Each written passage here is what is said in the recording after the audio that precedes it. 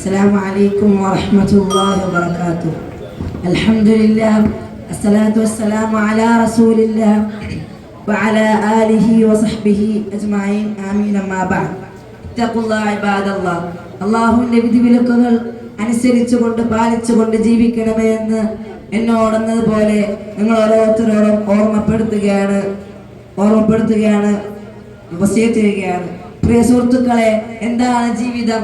എന്താണ് ജീവിത ലക്ഷ്യം? അള്ളാഹുവിന്റെ വിധിവിലക്കുകളും അവന്റെ റസൂലിന്റെ സുന്നത്തും അനുസരിച്ചുകൊണ്ട് ജീവിക്കുക എന്നതാണ് നമ്മുടെ ഓരോരുത്തരുടെയും ജീവിതം. ഒരാൾ അള്ളാഹുവിന്റെ ഖുർആനിനെയും അവന്റെ റസൂലിനെ സുന്നത്തിനെയും മുറുകെ പിടിച്ചുകൊണ്ട് ജീവിക്കുകയാണെങ്കിൽ അവന് വേണ്ടി അള്ളാഹു നാളെ മാറ്റി വെച്ചിരിക്കുന്നത് ഒരു മഹാ അത്ഭുതമാ, ഒരു മഹാഭാഗ്യമാ. എങ്ങനെയുള്ള ഭാഗ്യം? ഏത് കണ്ണും കാണാത്ത, വലാ ഉദുനുൻ സമിഅത്, ഏത് കാതും കേൾക്കാത്ത, വലാ ഖതറ അലാ ഖൽബി ബശർ, ഏത് ഹൃദയവും ഇതുവരെ ആഗ്രഹിച്ചു പോലും നോക്കാത്ത ഒരു മഹാ അത്ഭുതം നിങ്ങൾക്ക് വേണ്ടി അള്ളാഹു മാറ്റി വെച്ചിരിക്കുക. ആ സ്വർഗത്തിലേക്കൊന്ന് കുതിച്ചു വരുവാൻ നമുക്ക് ഓരോരുത്തർക്കും സാധിക്കേണ്ടതുണ്ട്. IAS എഞ്ചിനീയറും ഡോക്ടറും ആകുന്നതിനുപരി ഒരു നല്ല മുഅ്മിനായിക്കൊണ്ട്, ഒരു നല്ല മുഹ്സിനായിക്കൊണ്ട് മരണപ്പെടുവാൻ നമുക്ക് ഓരോരുത്തർക്കും സാധിക്കേണ്ടതുണ്ട്. യാത്രകൾ ഒരുപാടുണ്ട്. ഖബറിലേക്കുള്ള യാത്രയാണ്. ഒറ്റയ്ക്കാണെന്നുള്ള ചിന്തയുണ്ടല്ലോ. ഖബർ കണ്ടപ്പോൾ ഉസ്മാൻ ഇബ്നു അഫ്ഫാൻ കരഞ്ഞതുണ്ടല്ലോ. അവിടെയും ഒറ്റയ്ക്കാണല്ലോ.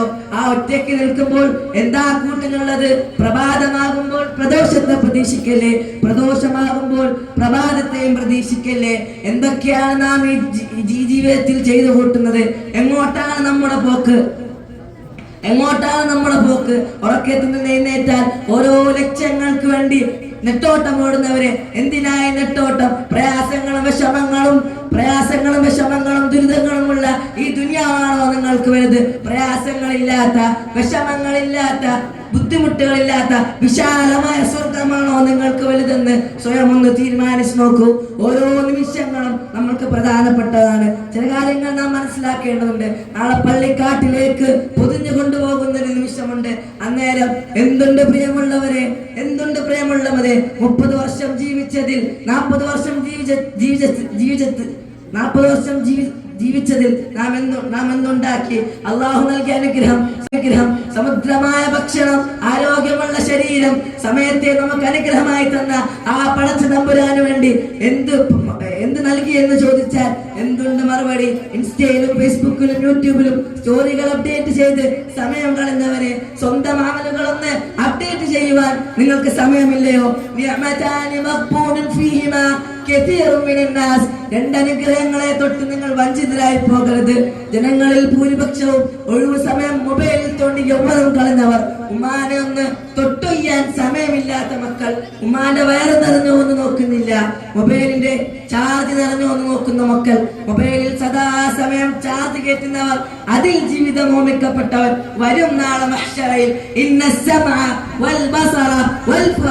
ചോദിക്കുമടോ കാതിനെ പറ്റി, ചോദിക്കുമടോ കണ്ണിനെ പറ്റി, ചോദിക്കും ഇൻസാനെ നിന്റെ നെഞ്ചിനെ പറ്റി.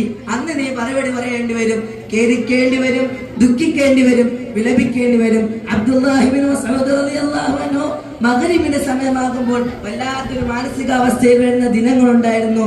അന്ന് അദ്ദേഹം പറയും, ഇന്നലകളിൽ നിന്ന് വ്യത്യസ്തമായി ഇന്നത്തെ മണിക്കൂറിനെ ഞാൻ ആർക്കു വേണ്ടി പ്രയോജനപ്പെടുത്തി?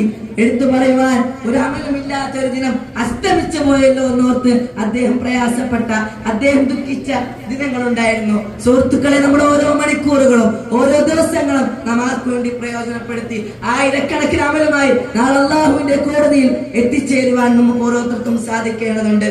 ആലോചിക്കുക, കാലം ഇത്രയേ വേണ്ടൂ. നമ്മുടേതായ സകല സുഖങ്ങളും നഷ്ടപ്പെടുവാൻ നിമിഷങ്ങളെ വേണ്ടു. സുഹൃത്തുക്കളെ, നാം മനസ്സിലാക്കുക, പ്രളയമൊക്കെ അവിടെയല്ലേ, നമ്മളൊക്കെ സുരക്ഷിതരാണെന്നും പറഞ്ഞുകൊണ്ട് അതൊക്കെ അവിടെയൊക്കെ സംഭവിച്ചതാ എന്നും പറഞ്ഞ് തള്ളിക്കളയുന്നവരുണ്ട്.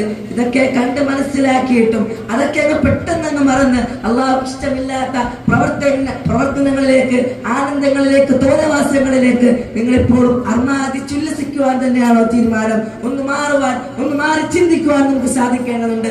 അള്ളാഹ് ബുദ്ധി തന്നത് മ്യൂസിക്കിനോടൊപ്പം തുള്ളിച്ചാടുവാനല്ല, അത് നിങ്ങൾക്ക് ബുദ്ധി തന്നത് അത് അള്ളാഹുവിന്റെ അനുഗ്രഹമാണ്. ഒന്ന് ചിന്തിച്ചു നോക്കുവാൻ, നന്മയിലേക്ക് ഒന്ന് തിരിഞ്ഞു നടക്കുവാൻ, നന്മയുടെ വാഹകരാകുവാൻ, നന്മയിൽ അധിഷ്ഠമായി ജീവിക്കുവാൻ അള്ളാഹു തൗഫീഖ് അനുഗ്രഹിക്കുമാറാവട്ടെ. വാഖിറ ദഅവാനാ അൽഹംദുലില്ലാഹ്.